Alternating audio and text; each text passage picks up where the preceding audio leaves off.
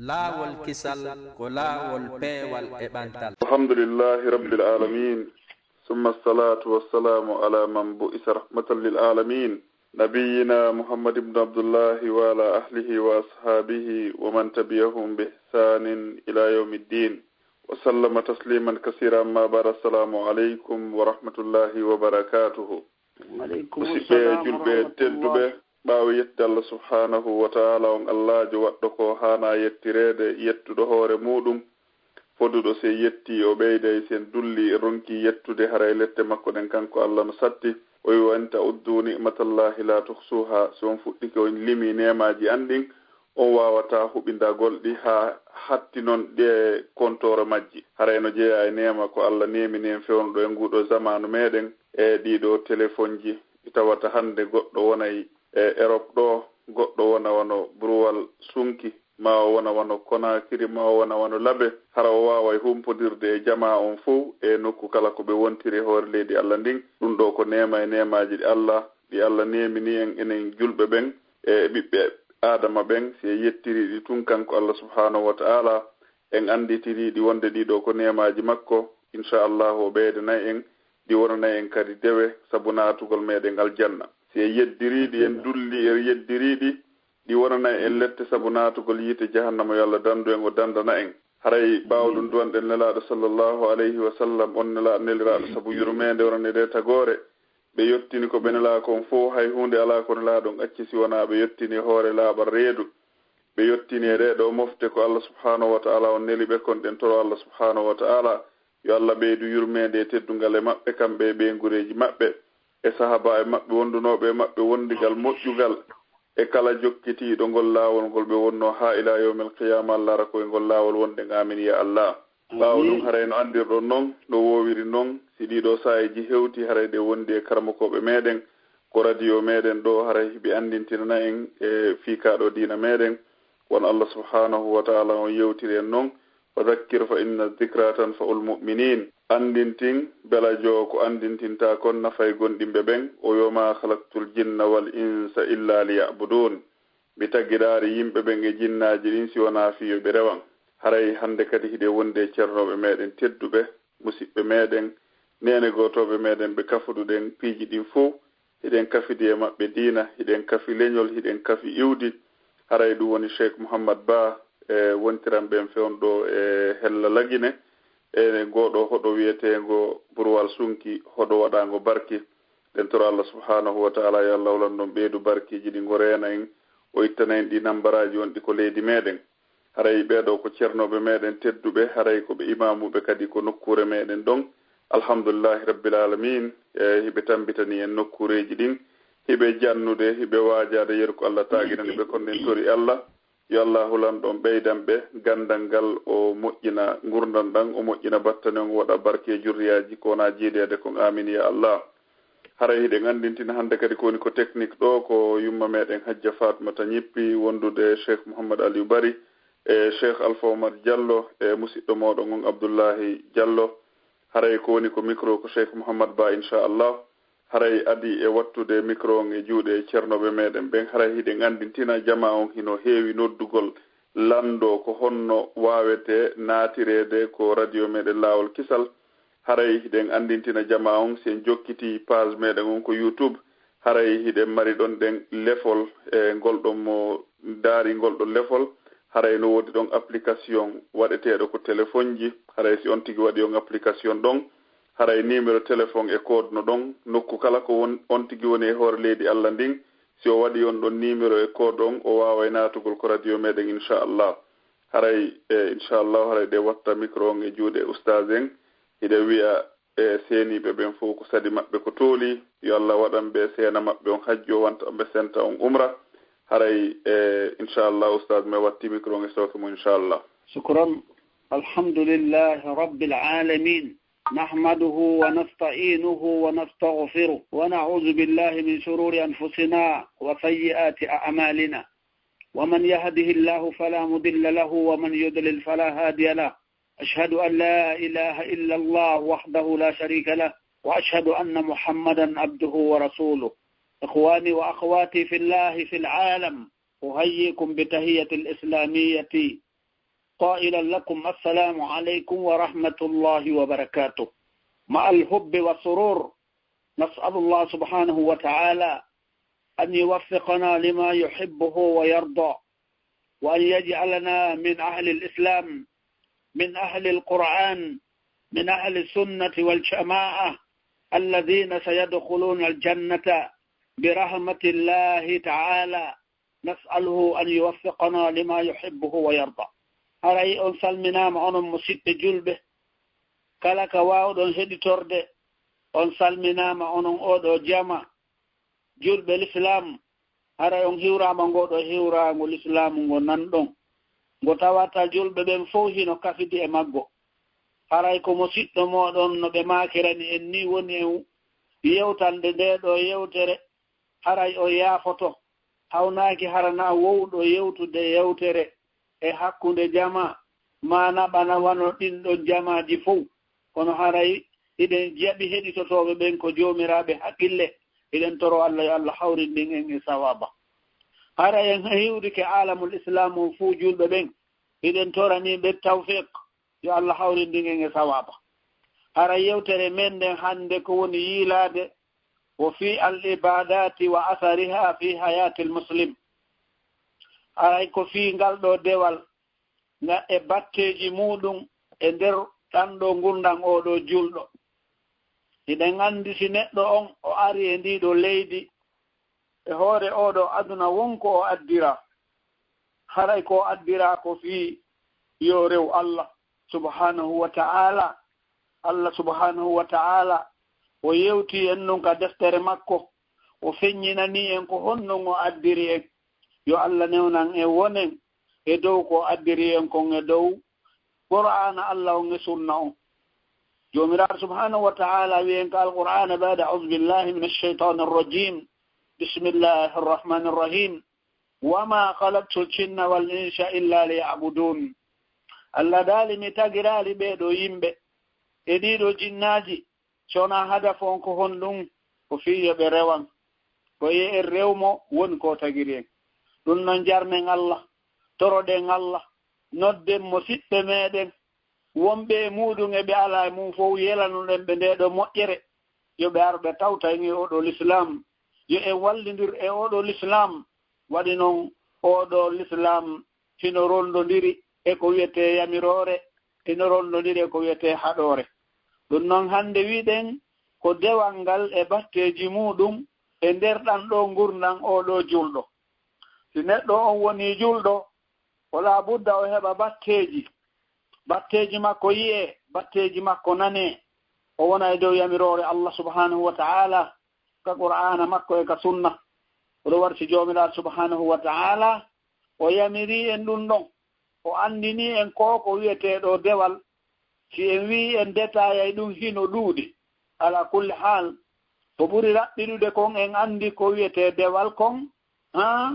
o wi annal ibadata ismun jami'un li kulli ma yuhibbuhu Allahu wa yardahu min al aqwali wal a'mali al-zahirati wal batina.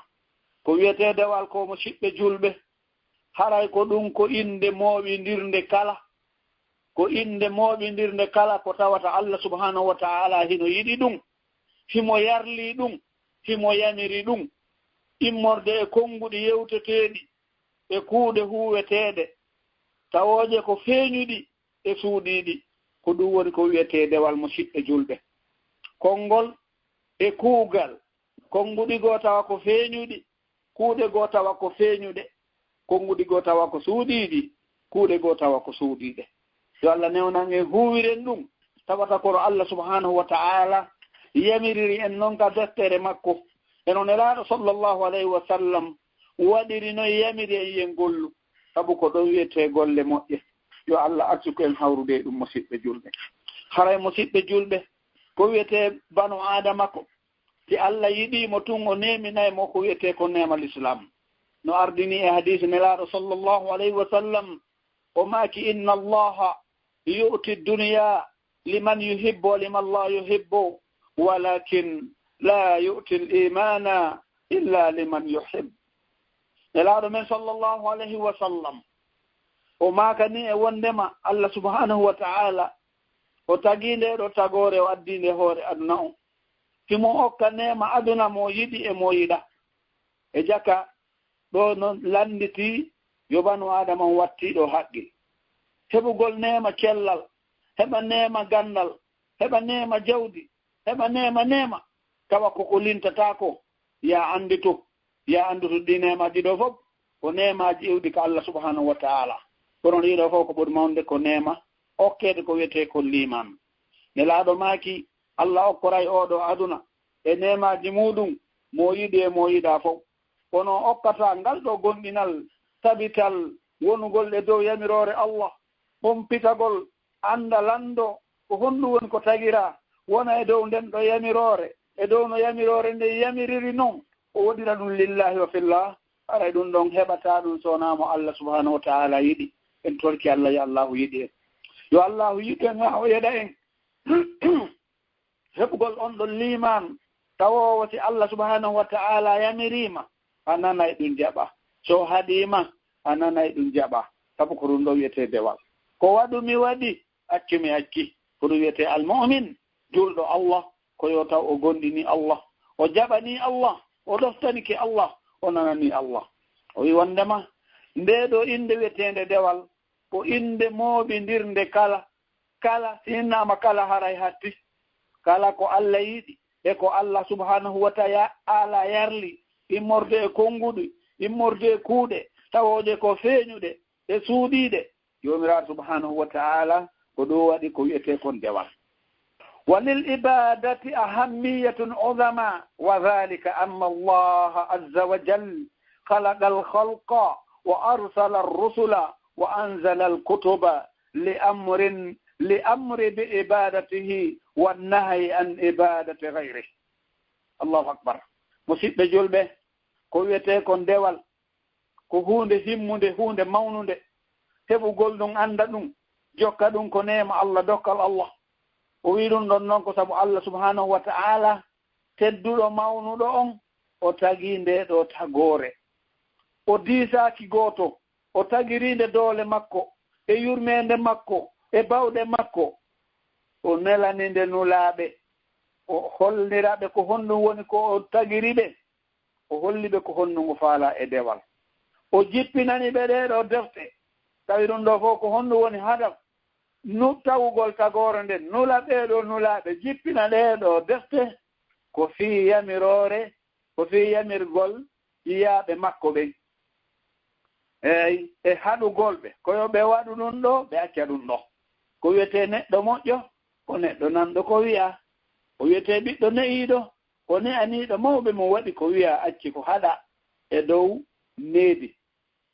o wi wondema ko o tagiri ndeɗo tagore o nuli ɗeɗo nulaɓe o jippini ndeɗo defte ko ha o yamira jiyaɓe makko ɓen ko o faala kon o haɗa ɓe ko o añi kon eyi ko nuno woni ko o añi o feññinani en ko an ibadate gayri ko rewugol mo hina Allah ti tagaɗo mo Allah tagi hari o wodaka o wodinimo addimo e hoore ndiɗo leydi o neminimo façon nemaji ɗin fof o okkimo aalaji ko wawata rewirde Allah kon fof o ƴetti ɗum ɗo jonni goɗɗo go'o ma goɗɗum ngo ko hina jeyɗo ɗum ma taguɗo ɗum haray o ɗo o woni dulluɗo o jonnitali haqqe taguɗo mo on ko honɗum ko tagirimo kon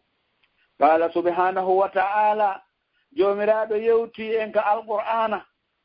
o fillitani ken ɗo ayije ɗuɗuɗe ala kulli hal ɗo o wi en wama umiru illa liya'budu llaha mukhlisina lahu ddina hunafa'a wa yuqimu ssalata wa yu'tu zakata wa dhalika dinul qayyima. Allahu akbar. Musidɓe julɓe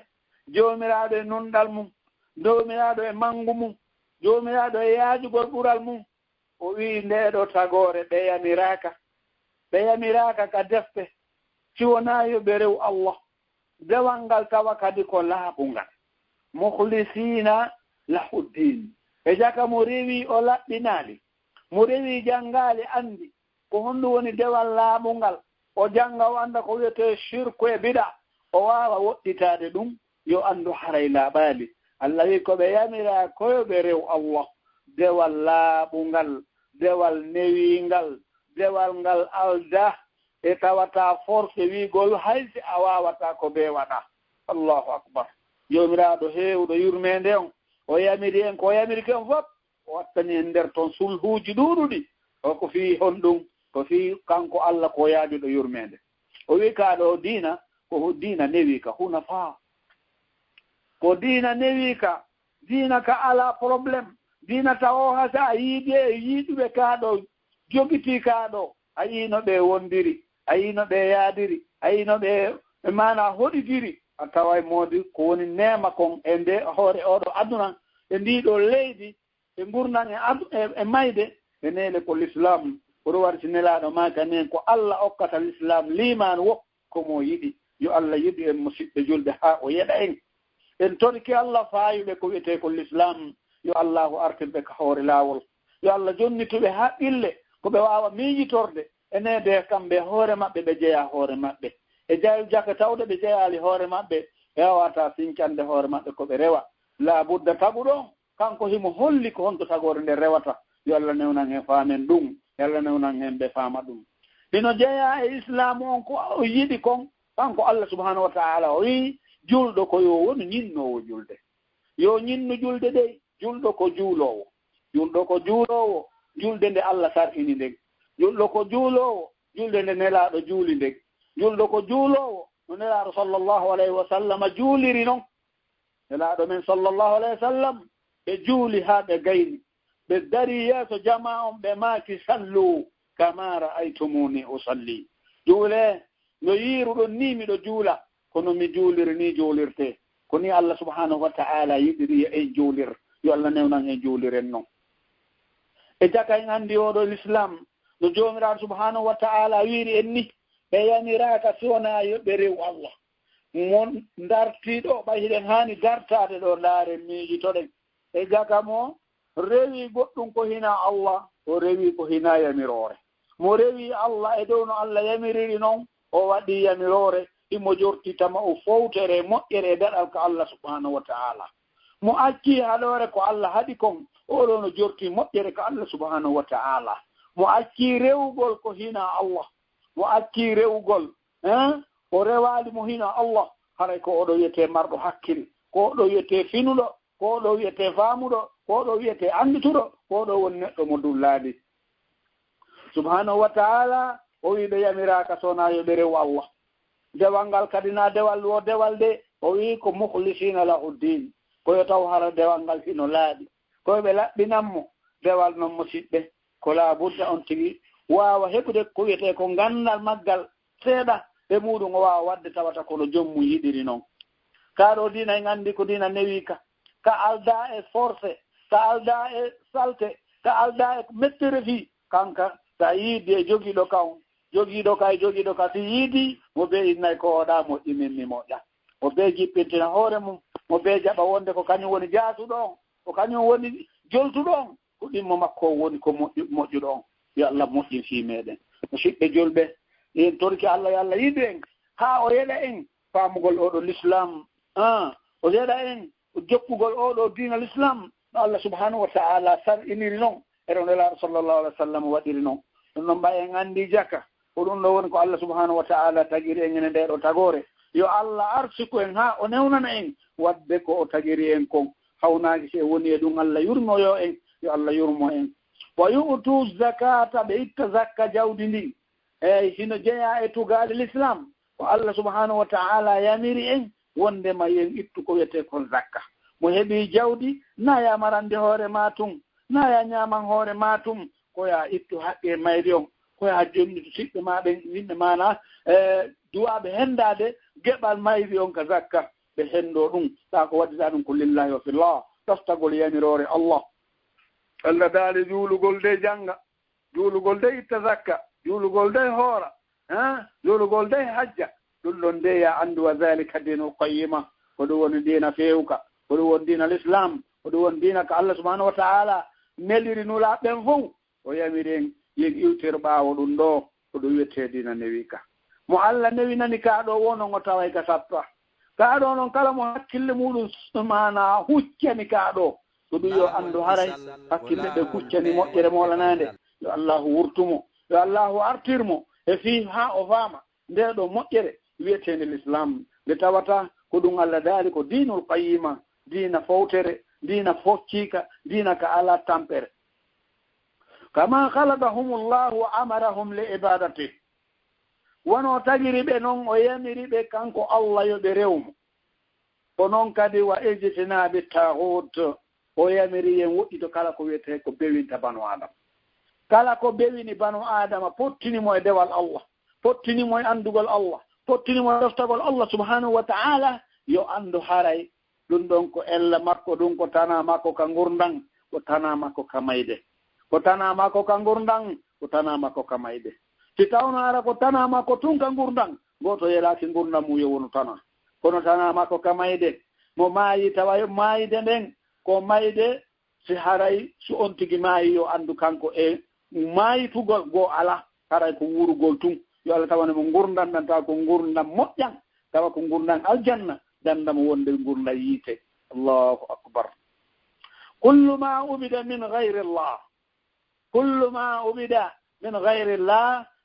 e kala ko tawata hino rewa ko hina Allah ɗum yen andu haray yen andu Allah subhanahu wa ta'ala yiɗali ɗum o yamirali ɗum ko yamiri ko yen rew kanko Allah subhanahu wa ta'ala ko wiyete taghut o kala ko rewa ko tawi wona Allah kala ko rewa ɗofta yankinana waɗana sifa ko Allah waɗanteno kon ko ɗum wiyete taghut haray banu adama no hani andude ɗum eno hani woɗitade ɗum eno hani dandade ɗum wa qala Allahu azza wa jal tedduno mawɗo yewti en nun ka deftere makko teddunde walaqad ba'asna fi kulli ummatin rasula an i'budu allaha wajtanibu at-taghut jomiraɗo subhanahu wa ta'ala o yewti en o wi wondema pellete ko goonga men nuli e kala mofte e kala leñol men nuliɗon nulaɗo mono yettina ko yiwdi ko Allah e yamirore waɗire ni accire ni ko ɗum ɗo Allah subhanahu wa ta'ala yiɗi e tagore makko nde ko honno woni ngal nelal o wiiɓe ani ibudullaha wajtanibu taghut rewe Allah wone maccuɓe Allah waɗoɓe ko Allah wi'i kon fewno ko Allah wi'i ɗon eno wiiri noon woɗɗito ton kala ko bewinta kala ko bonnanta on kala ko ñakkinta on kala ko wonta onon e Allah tagu ɗon hutodiron ma o letta on o yiɗa o lettude o wiye woɗɗito ɗum yo Allah arsuko e woɗɗito ɗum musidɓe julɓe ndaare yurmede Allah e jaka si tawno hara ko enen moftene laarta sallama tum ñalano e muɗum yo nino ko wawe yondinorde ɗum kono o Allah subhanahu wa ta'ala feññinani en ka deftere makko gonɗi men nuli e kala mofte kaɓe mofte fuɗɗi wonde ko mofte ɓeɗen nulde e ɓeeɗo ko wiyete ko nulaɗo ko yottinowo iwruɗo ko Allah subhanahu wa ta'ala o wiimo honɗum o wiɓe honɗum ma nulaɗe wi mofte mum ɗen honɗum rewe Allah woɗɗite kala ko bewinta kon kala bewinoji ɗin kala wonoji sabu ha naato yiite ɗin o wi potte ɗum wa qala subhana tena jomira subhanahu wa ta'ala o yewti en kadi aya goo fa hen ka deftere Allah wama arsalna min qablika min rasulin illa nuhi ilayhi أنه لا إله إلا أنا فاعبدون الله دال من نلالك أدما من نلالك أدما أن نلادو يمرد نلادو سنان وحي نك مكو من أدنيمو من فامنيمو ونم أنه لا إله إلا أنا وندما كوني على ربتة غونغ tawa sa arewi a heɓay nafa sa ronki rewda heɓay lette siwona min Allah o wi rewe lan komin handi e rewede komin foddi e rewede yo Allah newnan e rewen mo kanko Allah waɗi noon o yeetike law o tagiren ko fiye rewmo yo Allah damde en o tagira en fi hunde ronke wadde nden hunde haray ɗum ko tama Allah daali wondema dey men nulaali ko adima e morde nulaaro so na men yamirimo men wayinike e makko yo ando andina ala reweteɗo sona kanko Allah ɗum noon tagore tagane nde yonde rewmo kanko Allah subhanahu wa ta'ala ay ya'buduhu bi ikhlasi niyya wal amali liwajhi llahi ta'ala o woni ɗum yoɓe rew Allah ɓe laɓɓinanamo dewal ngal dewal laaɓungal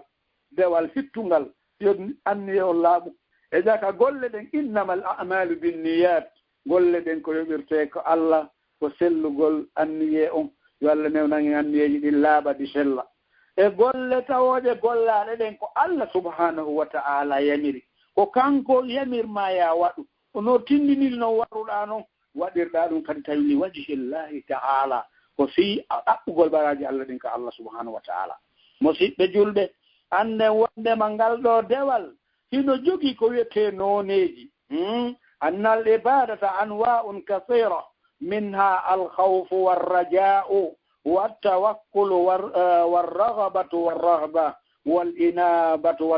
والاستعانة والاستغاثة والذبح والنذر وغير ذلك من أنواع العبادات مشيت جولبه anden ko wiyetede wal kono wirune den ni ko inde moɓidirde kala ko Allah subhanahu wa ta'ala yiɗi o yarli immorde konguɗi e kuuɗe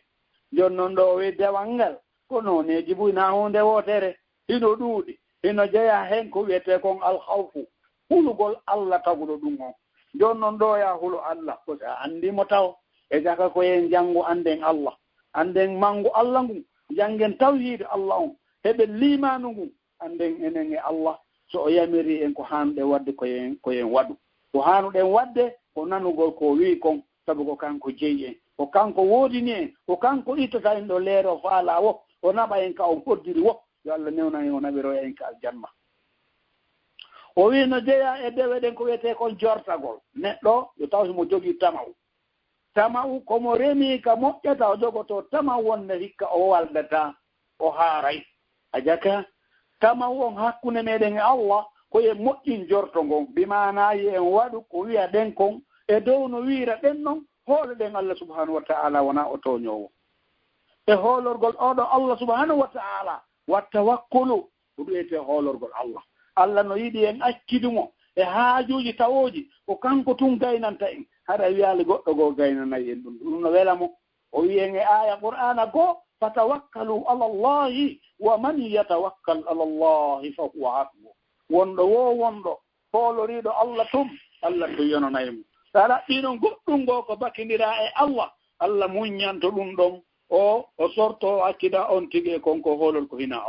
Allah wi hoolorelan kala hoolorɗolam min tun Allah mi yonanaymo ko wiyete julɗo Allah koyo taw himo jogii ko wiyete kon kulol timmugol andutugol Allah jemma e ñalorma bimbi e kiikiiɗe niwre e heneere kanko Allah hiɓe wondi kongolle kuugal o andita heneede Allah kanko Allah hiɓe wondi ko wiyete hulgol Allah suɓa ko huwa suɓa ko ñaama suɓa ko golla suɓa ko suɓa sabu ko ɗum wiyete andugol Allah subhanahu wa ta'ala no sutii ɗum o moƴƴino ɗon jorto ngon tamaw on hakkunde makko e Allah subhanahu wa ta'ala haranaya sikkitomo hinaya wi wondema o renama ma o sutakima ma o yoɓatama ko waɗɗa kon Allah o wi man amila salihan falinafsih kala huwuɗo ko moƴƴi simo faala wota o manto simo faala wota o lintu yo acculon e tawi ko fi Allah tun o waɗiri inchallahu yo andu ko hoore makko waɗani musidɓe julɓe o moƴƴina jorto ngon hakkunde makko e Allah subhanahu wa ta'ala ko ɗum woni yo moƴƴin golle makko ɗen o ɗaɓɓira Allah baraji ɗin Allah naabonnowo jorto inchallah sa waɗi ko wima kon e dow no wiruma noon tawi ko sabu Allah waɗirɗa ko wajhillah kanko Allah subhanahu wa ta'ala o moƴƴinante o wi hoolorelam min Allah komin hoolorte warragabatu warrahaba wal inaba o wi rerɗugol reere ɗangol ko woni kon ko Allah wima mari aljannaji sifaji makko ko kanko tun Allah woni ko andi ɗum ko kanko tun jogii ɗin hara hiɗa faala heɓude ɗin nemaji ɗi annduɗa ala lannugol nemaji ɗi annduɗa ala mana lellugol mo naadi ɗo wo haray ko ɗum woni heɓi nema ɗaɓɓa ɗon ɗum waɗi sinelaɗo men sallllahu alayhi wa sallam o andinti en o wi fa ida sa'altumullah aljanna fas'aluhu bilfirdaus si tawi ɗon torade Allah aljanna ɓay ko o patoɗon serkitanemo dey lintanommo hollommo ko ɓurka capital aljannaji ɗin ko firdaus yo allahu okken aljanna firdaus e o nelaɗo sallllahu alayhi wa sallam nuliraɗo yurmede himo yeete ngoɗo sekere wonanalɗo yeeru makko wonanalɗo yeeru ɗe guure makko o yeeti en fof siɗen torade allah subhanahu wa ta'ala ɗay himo andi en toroto kala marɗo hakkil haɗa hino jogii reerɓugol ko woni kon ko allah yentoromo oɗo aljanna firdaus e hulugol mo hulol ngol tawata ko kanko tun huletengol ɗon hulol rahaba hulugol allah hulugol allah tawata hiɗa andi ko kanko tun allah haani hulde ngol ɗon hulol eyi e tuubugol ruttoka makko tuuba ruttoɗaka makko konnguɗo e kuuɗe e annuyeji bonɗi tuuba ruttoɗaka makko andita ko kanko to woni yaafotoɗo bakkatu yo allahu yaafo en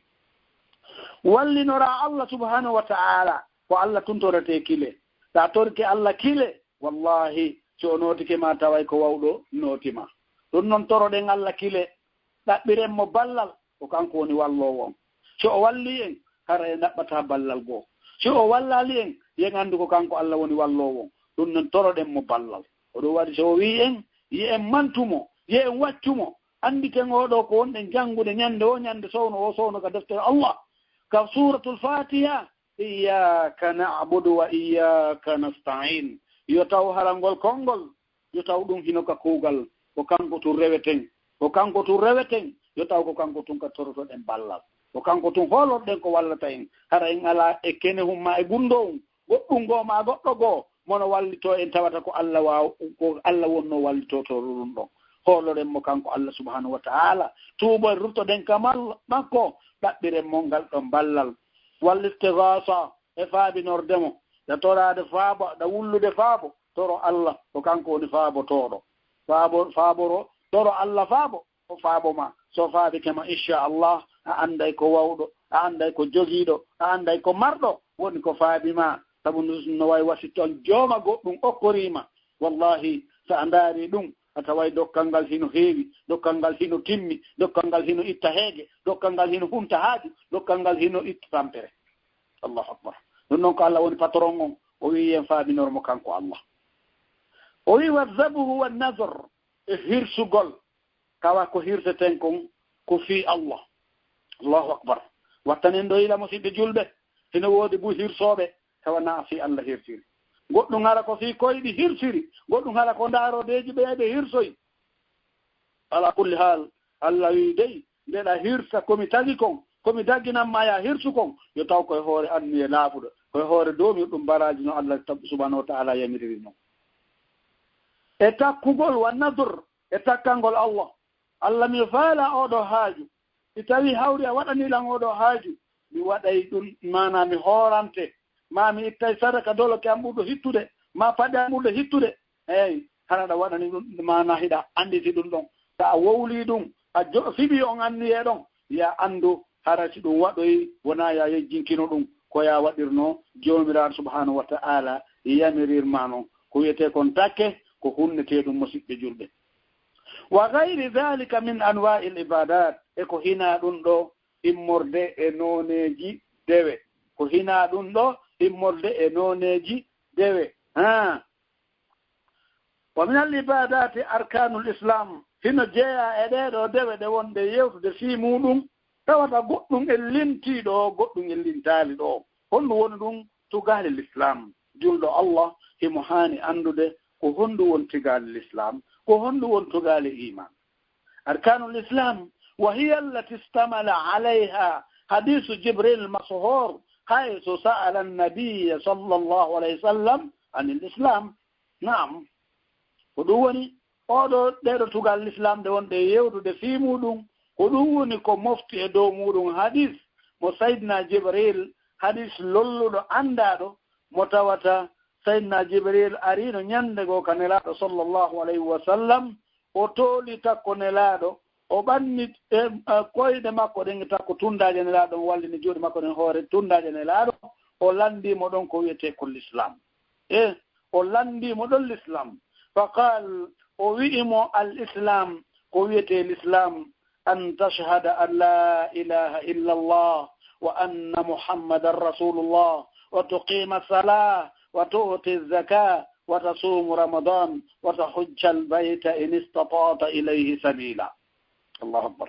مسيب جلبه ويوندما oɗo l'islamu no jogi ɗe ɗo togale jowi hara julɗo fof hino hani famude ɗe hino hani hunjade ɗe hino hani jogitade ɗe anda ɗe ɗo dey hay islamu wawata muƴƴude ɓawo ɗe ɗo. Naam ko ɗum ɗo woni ko mofti kon oɗo hadis mo sayyidina Jibril arno landi nelaɗo hadis lolluɗo o landimo fi oɗo l'islam nelaɗo wiima awa ko wiyete l'islam konde neɗɗo on seedoto wonde ala reweteɗo e goonga sona Allah koyo andu ɗum ka hakkil o anda ɗum ka konngol o anda ɗum ka kuuɗe o anda nelaɗo sallllahu alayhi wa sallam ko nulaɗo makko ko Allah nelirimo fi yurmede tagore nden wa ma arsalnaka illa rahmatan lil alamin Allah dali men nuliralima sona yurmede wonande ɗe ɗo tagore yo Allah faamin en ɗum andinayi ɗum o newnanata alamul islam on famugol ɗum hutora ɗum iwtira ɓawo nelaɗo sallllahu alayhi wa sallam e jaaɗum ɗo ko tugalal yeyangal e piliyeje ɓurɗe mawde ɗen taho ka aranum koya andu ala reweteɗe goonga ala fodduɗe rewde ala handuɗe rewde ala tawɗo ko kañum jeeyi ko wiyete kono reweede sona Allah subhanahu wa taala ɓaawo hommo noon yiwtirta ko ɗo mo neli koya hoolo wondema dewal ma ngal sellata ngal wawata wonde dewal nafowal ko Allah subhanahu wa taala sona konko iwri ɓaawo nelaɗo sallallahu alih wa sallam koya hoolo oɗo ko nulira ko fi nelaɗo mana ko fi fewnugol nde ɗo tagore ɗe ɗo mofte ñinna nde ɗo julde ina jeeya ko ɓuri hittude kon kal islam ɓawde ɗe ɗo ɗum ɗo oɗo kalimatu shahada heeɓi ɗon tigi taw haray on tuma noon waɗɗike mo juurugol mo juuli tawi o seeditaki ɗum ɗo haray ko mere a naata e taw ka suudu si landoɗa ko falɗa landade kon a wawata wonde ka yaasi landoɗa a wawata wonde ka yaasi golla golle ɗen wala budda naata tun siñodira e jommum akoron si fuɗɗoɗa golle ɗen ñinna julde nden itta zakka on watuuti zaka itta zakka jawni si a heɓi ɗo ko sartide ko si tawi a heɓi ndaare yurmede Allah nden si tawno hara zakka ko haymo mara ittayno e ñinnayno mori ɗum ɗo ko ñinnayno ɗum ɗon ko aadano ma ko toña ɗulle subhanallah Allah siforali ko wiyete kon toñugol itto zakka si tawi a heɓi ko yonata ɗum hitande mum nden timmiti o wiya yaltin zakka on hoora nduɗo lewru suumaye si tawi hawri hiɗa selli si tawi hawri hiɗa selli hiɗa hattani tawi ɓeydata nawnare o wiya ya hooru hajjoya ka suudu makko hajjoygol ka suudu makko ɗum ko laawol e gurnam maɗa ya anda ɗum ko farilla wonande on taganaɗo hara musidɓe julɓe boyen andidugo ɗum ɗo wiyete l'islam ino woodi noon e faljere buy ko tawata musidɓe julɓe no aadini e muɗum kon ɗum heɓugol jawdi ndin haa gayna tawa hino fewti ɗum hajjoygol o inna kanko mo hajjinoyde tawa woɓɓe goo o acca ɗon hajjinoygol hoore makko haray ko farlimo kon taw ko aranum koyo hajjoy taw mo Allah newnani o hajjinoy yeeso ɗo wo hara o waɗi farilla toɓɓiɗo mo si tawi heɓal noon hajjiniroya goɗɗo goo hara o waɗi ko farlimo kon kono sa hajjinoy yimɓe wulure tawi hawri e hajjoyaali ya anndu haray ko ɗum woni a yirbini tugalal islam nga sengo maɗa Allah wino koya hajjoy ka suudu Allah hormanteru si tawi a heeɓi taaga mum ɗum nan a heeɓi taaga mum a waɗali yo Allah danden ɗum wal ibadatu tastamilu ala al ibadati al qalbiya wal qawliya wal fi'liya sen ndaari ngal ɗo dewal ngal wonɗe wiide ngal wonɗe yewde fi muɗum ɗum hino moɓiliri ko wiyete kon dewe ɗen ko honɗum ko fiɓete ɗum ka ɓernde wowle ka konngol huwe ka kuuɗe ka tere ko ɗum wiyete dewal ɗum kala e pilasi muɗum kala e pilasi mum kama jaa wadihatun fil adillati sabiqa wono ardi noon ka feññingol ka aranum ko si yawtuɗen ɗo kon ko biyetun on tigi wowlira konngol ngol ka hunduko makko o fiɓa ɗum taw ka ɓernde o wowla ka ɗengal o huwira kuuɗe ɗen ay itigadun ala alla maabuda bi haqqin illa Allah ko ɗum woni fiɓɓugol ka ɓernde taho wonde ala reweteɗo e goonga ala handuɗe reweteɗo e goonga ala tagirɗo tagore mo fiyoɗe rewmo e goonga sowona Allah subhanahu wa taala ko kanko tun hani rewede ko kanko tun foddi e rewede subhanahu wa taala wa annahu la sharika lah wondema kanko Allah o ala kafidiɗo o ala mo handi mana mo foddi kafidude ko wiyete kon dewal kon fi mulkihi wa hukmihi wa ibadatihi o ala kafidiɗo kalamu makko e ka ñawore makko e ka dewe makko newata ko gasata heƴata few ɗum ɗo ko kanko tun jeyi ko kanko tun waawi ɗum kanko tun mari ɗum kanko tun handi ɗum tumma isbatu dhalika billisan to tabintinira ɗum honɗum ɓayo hoorike ɗum o fiɓi ɗum ka ɓernde o tabintinira ɗum wowlugol ka ɗengal ashhadu an la ilaha illa allah wa ashhadu anna muhammadan rasulullah eyyi ko ɗum ɗo natete islam wonɗo adna on fof ko ɗum ɗo woni mo alano kal islam so ari kal islam ko ngol longinte wiyete kalimatu shahada wa tasdiqu ma sabata fil qalb e gongingol ko fiɓi ka ɓernde ko ɓernde nden fiɓi kon ɗengal ngal wowli ɗum ɗon tabita mana tawa ko ɗum woni ko o woni gollirde wa jara ala lisani bi isnani biyetiyani amalin saliha o gollinira ɗum ɗo sabu ko woli kon ka ɗengal o tabintinira ɗum gollugol golle moƴƴe musidɓe julɓe ko golle moƴƴeren sa wowli ha moƴƴi a huwali ha moƴƴi nafata koya huwu ha gayna koya gollu ha gayna bimana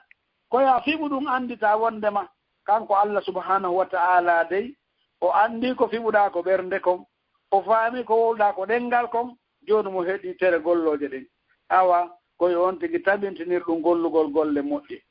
o woɗɗito honɗum waƴitinaabo ma horrimat min ha o woɗɗito ko harmina kon e makko aw okori hat ma ko forsa kon e muɗum haray musidɓe julɓe banu adam yo weltano Allah taguɗomo waɗimo julɗo andinimo ko honto o rewata o wawa heɓde ko wiyete kon daɗal o heɓa ko wiyete kon kisal o daɗat ngeeɗo yiite makko ngi kanko Allah subhanahu wa ta'ala o huɓɓi o habbori ɓeeɗo jiyaɓe makko saliɓe mo e musidɓe julɓe yo Allah newnan en tabiten e dow ko Allah subhanahu wa ta'ala yamiri en ko yen andutungal ɗo dewal immagol gollal ngal dey no wiruɗen ni ko e yurmede Allah ko e dokkal Allah yen andu annal ibadata yustaratu fi qabuliha shartan jaɓeede golle wonaɗe golleede ɗen hino jogii sarteji ɗiɗi jaɓeede mum hiɗa faala yo jaɓe mo wonɗa rewde o yo jaɓane weltanoma yoɓe ko welayma awa ɗum no jogii sarteji ɗiɗi honɗi woni ɗi sarteji ɗiɗi ahaduhuma ikhlasul amal gootele ɗin ɗon ɗiɗi koyo taw koya laɓɓi gollal ngal hombo laɓɓinanta lillah Allah taguɗoma on koya laɓɓinanmo golle ɗen si a laɓɓinanimo inchallah kanko ko ɗum o faala ko golle laaɓuɗe ko ɗum o wino wama umiru illa li abudullah mukhlisina lahu din ay ikhlasul amal lillah no jeeya e sarti jaɗeɗe golle ɗen hakkude meɗen e Allah yo taw hara hiɗen laɓɓinanimo golle ɗen kanko Allah subhanahu wa ta'ala wasani tajridul mutaba'ati li rasulillahi sallallahu alayhi wa sallam ɗimmum ɗum koyo taw on tigi no dogini jokkitugol batte nelaaɗo sallallahu alayhi wa sallam himo iwtiri ɓaawo yamirore nelaaɗo e kuuɗe nelaaɗo sallallahu alayhi wa sallam hara si koye golle ɗen jaɓe ka Allah koyo taw ko Allah subhanahu wa ta'ala sarɗiniɗe ka deftere makko ko nelaaɗo sallallahu alayhi wa sallam golliɗe yamiriyoɗe golle nelaaɗo maaki sallallahu alayhi wa sallam man amila amalan falaysa alayhi amruna fahuwa raddun wonɗo mo golli ko wiyete ko dewal tawowal koko baraji yowiti mo jorti ɗum ka Allah subhanahu wa ta'ala tawi Allah subhanahu wa ta'ala yamirali nelaaɗo yamirali haɗa yo jommu gandu dey haray ko wikkoroyteɗo ɗum ko mana ko wikkoroyteɗo ɗen golle ɗo golle Allah yoɓata ɗen golle sakko jommuɗum fawtora ɗen ɗon golle fala budda min tajaridel ikhlas la feere o ala immorde dogingol jokkintingol ko wiyete ko laɓɓinangol Allah wahdahu tawa ko Allah tum ɗum ɗo fof waɗirana kanko tum fala yushriku ma Allahi gayru wota kafidu wondude Allah goɗɗo goo wota kafidu e Allah dewal ngal wonɗa rewde ngal rew tawa ko Allah tum subhanahu wa ta'ala rewɗa sa waɗi ɗum inchallahu dewal ngal nafay ko barkidi wo inchallahu ngal nafay yo Allah newnan en laɓɓinen musidɓe julɓe alamul islam ara en torodiri en fof notoɗen noddandu Allah notoɗen noddandu nelaaɗo ndu sallllahu alayhi wa sallam waɗugol ko wi'a e hoore needi e hoore laɓɓinalngol Allah dewal ngal laɓɓinanamo mana anniye on wala yusrifu min anwa'i l ibadati shay'un li gayri llah wota en waɗu immorde nooneji dewe ɗeɗo fof hay huunde si tawata hina fi Allah kala ɗiɗo lintaɗe koye lintalɗo ko wiyete dewal Allah kala ko waɗira tawi naafi Allah Allah subhanahu wa ta'ala yoɓoyta ɗum renoɗen mo siɓɓe julɓe fala yu'badullaha fala ya'budullah illa wafqan lima jaa bihi rasul sallam wota rewiri Allah tona konko hawrodiri tawa addi ɗum nelaɗon sallallahu alaihi wa sallam oɗo tedduɗo ko dewal ngal wela e ma wo tefu landoɗa heɓa feede selluɗo kimmuɗo iwruɗo ko Allah e ka nelaɗo sallam ɗum ɗo de ko Allah yamiri ɗum ɗo de nelaɗo waɗi o yamiri yo waɗe haray de ko ɗum wiyete dewal laabungal ko ɗum wiyete dewal moƴƴungal wa hada huwa muqtada shahadatu an la ilaha illa Allah wa shahadatu anna muhammadan rasulullah en dartimo siɓɓe julɓe en tawa ngol ɗo oɗo kalimatu shahada wowlaɗo si tawi ɗeɗo kuuɗe ɗe moƴƴiɗe laabama ko ɗum woni ko ñaawi kon ko ɗum woni ko firti ngol ɗo konngol kalimatu shahada so a rewi goɗɗum ko hina Allah ma a rewri Allah mo hinano wiiri noon ma a yewtiri ɓa goɗɗo goo mo hinani laaɗo e dewal ya anndu haray seeda fiye ma on ko ɗum woni laaɓaali sellaali haray ɗon tigi yiltito yo moƴƴintin Allah newnan e moƴƴinen huwa mabtada shahadatu an la ilaha illa Allah ko ɗum ɗon de woni ñaawoore ko ɗum ɗon de woni firo seedagol wonde ala reweteɗo e goonga sona Allah ko o gooto seedagol nelaaɗo Muhammad sallam ko nulaaɗo Allah ko taw koko nelaaɗo waɗi kon e ko yamiri kon eno yamiriri noon ko ɗum ɗo woni ko waɗata ko ɗum woni ko hettinɗa fi mum li anna muqtada ashhadu an la ilaha illa Allah ikhlasul amal lillahi wahda waɗi noon ko wiyete ñaawoore ma firo seedagol wonde ala reweteɗo sona Allah ko ɗum woni laɓɓinalngol Allah golle ɗen kanko tun taw ko kanko tun waɗanɗa ko fi makko tun waɗirɗa fala yusrif shay'un min anwa'i l ibadat wota firlitu wota huwo wota yaltin dewal hay gotal immode ɗeɗo dewe tawa li gayrihi ko mo hina Allah woni ko waɗanɗa sa waɗani ɗum mo hina Allah a waɗanimo mara a waɗanimo ala a waɗanimo wawa o wawatama yoɓude o ala ko yoɓe ko Allah andi ko ɗum dewal yoɓete o kanko wawi marde ɗum ha jommum hewta o wawa jonnitudemo ɗum kanko e walade ko waali ko ɗiɗo duuɓi ɗi o waali fop e ilmullah e gandal Allah o immintinamo ɗon o wonta goɗɗo o hetta kon ko huuno tawa ɗum ɗon fayodiraka majjodiraka ɗum ko gandal Allah subhanahu wa ta'ala hulen Allah musidɓe julɓe bal takunu l ibadatu kulluhu khalisatan li wajhi yo taw ko woni koy yo taw dewal ngal waɗetengal ɓimɓe kiikiiɗe jemma e ñalorma kala muɗum yo taw hino laaɓani Allah ko fi Allah tun subhanahu wa ta'ala woni ko waɗirɗen ɗum ɗo fala ya'budu allaha bil bida'i wal muhdathati wal munkarati allati ma anzala allahu ta'ala biha min sultan oy wata rewi Allah bida piiji sincaɗi piiji ko tawata Allah wi'aali nelaɗo yamirali ko heɓɓita ɗum ɗum wonde ko hadisi mo wiɗen nane on woni ko wiyen kala do mo huuwi gollal dewal tawi Allah yamirali nelaɗo waɗali yamirali hara jommum ko wikkorteɗo ko bugitorteɗo ngal ɗon dewal Allah yoɓatamo oy wata rew Allah hara ko bida rewɗa mana waɗɗa ngal ɗon dewal tawana ko Allah yamiri piiji sincaɗi piiji añaɗi ko wiyete ko aña ko tawata Allah yamirali inde annduɗa Allah subhanahu wa ta'ala jippinali yamirgol yo ɗum rewe ma yo rewre noon ɗum ko renete ɗum e muɗum ɗo warti subhanahu wa ta'ala wi en fa'alam annahu la ilaha illa Allah andu ɗay a andu en jaariɗo jaka en taw ko Allah wiɗon nelaɗo yo andu ko ɗon o nodden en fof yen andu gasata wonde ɓaawo andugo so taw noon wawno heɓade l'islam on o sella e ɓaawo gandal o ɗo giɗo makko o jonnayno o inna rew Allah hara o janggali kono o wimo he andude ala reweteɗo e goonga sona kanko Allah subhanahu wa ta'ala o kanko tun rewete e jaka mo rewi Allah anda ko ɓura tanƴineɗe ɗon ko wawata nafude ɗum noon Allah subhanahu wa ta'ala nde wonno kanko o sifora ko wiyete kon toñugol yangugol goɗɗo sangentere o wi haray ya andu si waɗa ya humpito ko hombo wiya waɗu ko honno wiiri ya warru ko ɓaawa hombo wiya iwtir waɗa ɗum ɗon e dow taw ko fi Allah woni ko waɗirta hina kulol goɗɗo hina kulol goɗɗum e taw ko Allah subhanahu wa ta'ala woni ko wonɗa naam alaali e muɗum hujja yamirore hay nokku ko tawata ko Allah elma ko nenaɗo yamiri o wiwata rewir ɗum Allah bal takunu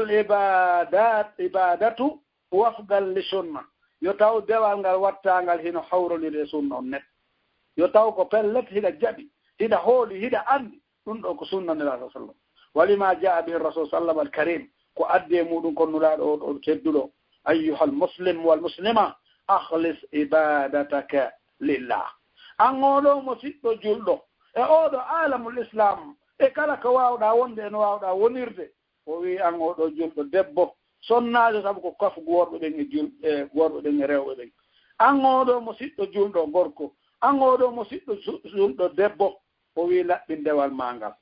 laɓɓinan Allah dewal ngal de Allah ɗo kanko ko laaɓuɗo inna allaha nelaɗo maaki inna allaha tayyibun la yaqbalu llahu illa tayyiba Allah ko laaɓuɗo Allah ko patron kanko memata sona ko laaɓi ɗum noon Allah newnan e laɓɓinanen mo kanko subhanahu wa ta'ala wa asin mutaba'ataka li sunnati rasul sallam o wiya moƴƴi ko wonɗa wiide iɗa jokki kon oɗo sunna nela sallam yo taw hara ɗum ɗo naaka konngol tun yo taw hara ɗum ɗo no yaadi e jikkuuji ɗin hannde sen ndaari jannguɓe nodditiiɓe wondema no jokki sunna hara hino hulɓini jikkuuji ɗin hino manki jikkuuji ɗino manki dey hara ila budda ko wiyete ko neɗɗo sunna neɗɗo Allah koyo taw jikkuuji ɗin no laɓa hino yaadi konngol ngol ɗe kuuɗe ɗen yo taw jikku ngun yaaduɗo e makko ko barkiɗi o heɓay nafoore makko daɗay tana makko la ilaha illallah ndaare hannde mo ko fewndi mo siɓɓe julɓe ñakko ko julɓe rondi hoore mum sabu angal nundugol sabu angal tabintingol ko jogi kon no jokki sunna nelaaɗo sa sallam hawi tawi ɗum ɗo noon jokkugol sunna nelaaɗo sa sallam ko konngol e kuugal e ɓaawde on tigi fiɓe annde on ka ɓernde muɗum haray ko ɗum wonata seede on dikko julɗo Allah jokkuɗo sunna nelaaɗo sa sallam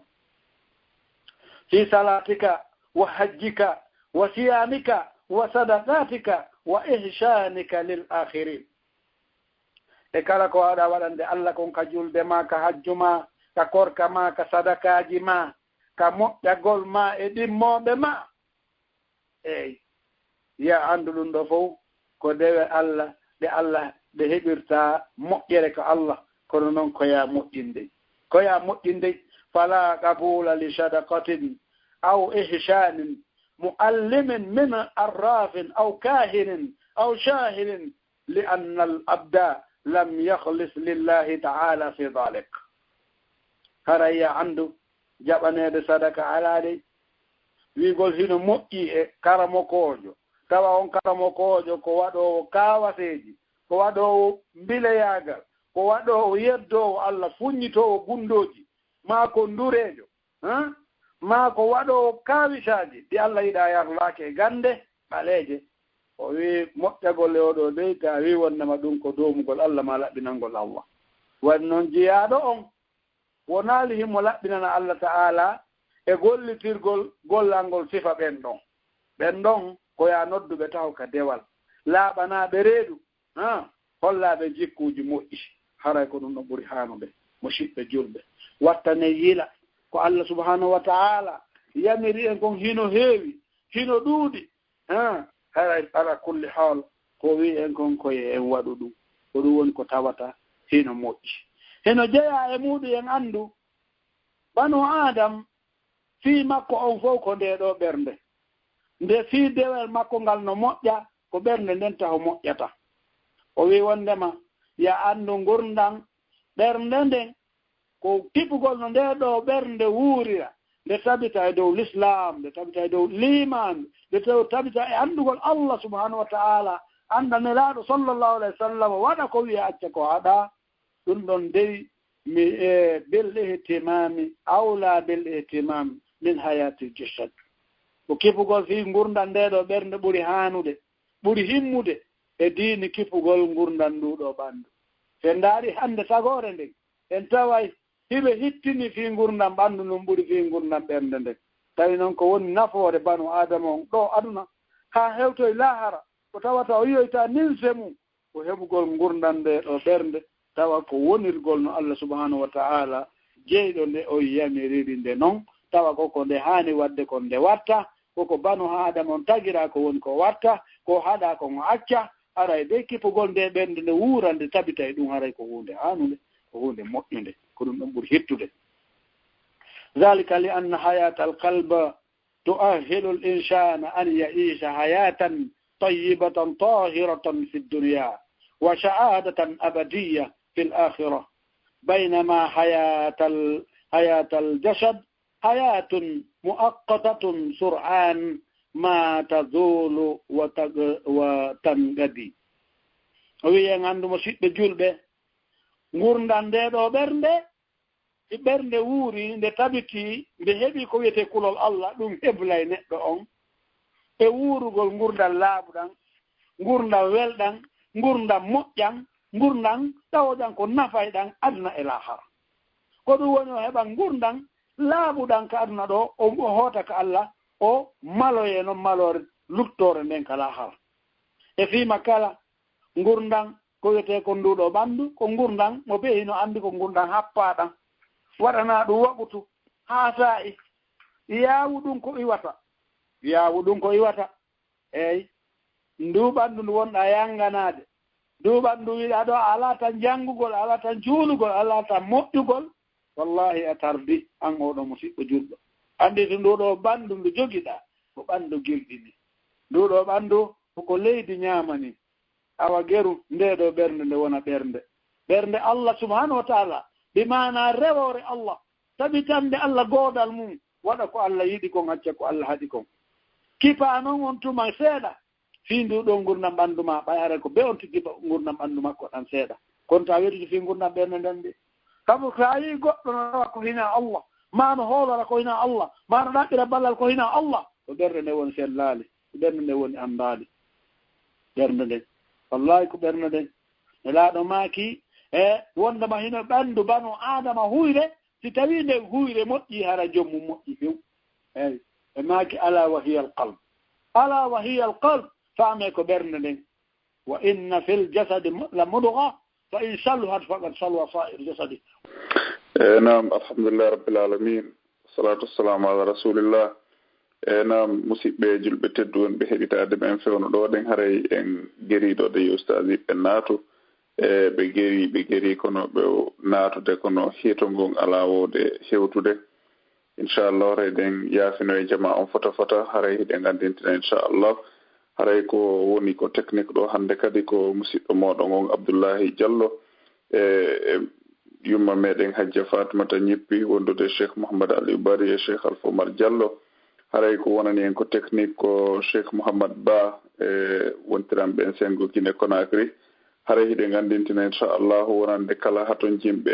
heɓugol information ji fi ko yowodiri kon e programme ji lawol kisal ɗin ino wawi noddude ɗiɗo numéro ji 0032 492 80 1965 ma 0032 497 11 91 haray inchallah mo noddi ɗiɗo numéro ji ɗiɗi wawa heɓude information ji ko yowodiri e radio meɗen on ko lawol kisal e ko duɗe meɗen e duɗal sonnaɓe hisuɓe ko lawol kisal duhiɓe hisuɓe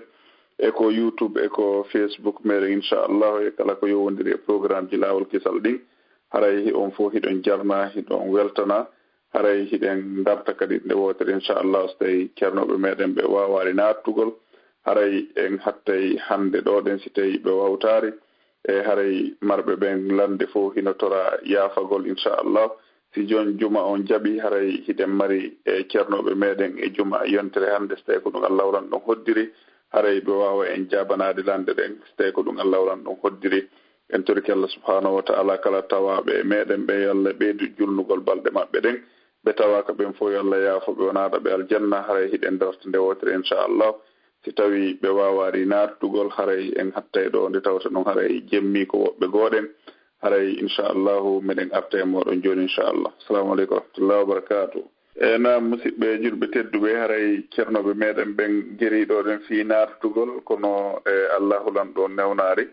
haray e weltano Allah subhanahu wa ta'ala on moƴƴiɗo e meɗen tawta en wawa heɓude nde ɗo nafoore e juuɗe maɓɓe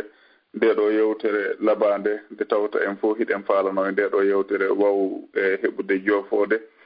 inchallahu den tori Allah subhanahu wa ta'ala yo Allah waɗen e yimɓe nanuɓe koko yewta ɗo jaɓi gollitiri ko ɓuri ɗum ɗo e moƴƴude kon e ko moƴƴi kon e nder muɗum o fof woɗɗiti ko haɗaji ɗin e kambaji ɗin e nder muɗum haray inchallahu jama on fof weltanama jarnama mbeɗa yaafino e moɗo fota fota e nde tawata noon haray ɓe gueriɗoɗen ɓe e séri e façon ji ɗin fof kono ɓe wawari si ɓe naati haray ɓe ala nande ko wonɗe e salmitade kon e ɓe ala kadi wawde hewtinde hito maɓɓe ngon gaɗen haray ɗum ɗon koye jooma e bawɗe ɗen ɗum ɗo woni haray mbeɗa wiya noon haray ko ɗo wonɗen hattude hannde jonde meɗen nde inchallah si jon juma on jaɓi haray en juma yontere hannde si tawi ko ɗum Allah holan ɗon muuyi yo Allah holan ɗon tawno en kala ɓe tawaka ɓe yo Allah holan ɗo yaafoɓe yo Allah naadu en fof ko aljanna yo Allah jaɓan en ɗeɗo dewe meɗen o waɗana en golleji meɗen ɗin fof hara ko fi makko nde gollande hara wona fiyo goto e waw yoɓude en hara ko kanko yoɓata en ɓamo mari joddi ko tawata ndi landata inchallah joni kadi haray ɓe essayi kadi ɓe daati joni haray ɗen darde kadi kono haray ha joni probléme on ko goto inchallah haray meɗen yaafino e jama on e ko ɗo wonɗen hattude hannde inchallah mbiɗa wiya noon assalamu aleykum wa rahmatullahi wa barakatuhu laawol kisal ko laawol peewal e ɓantal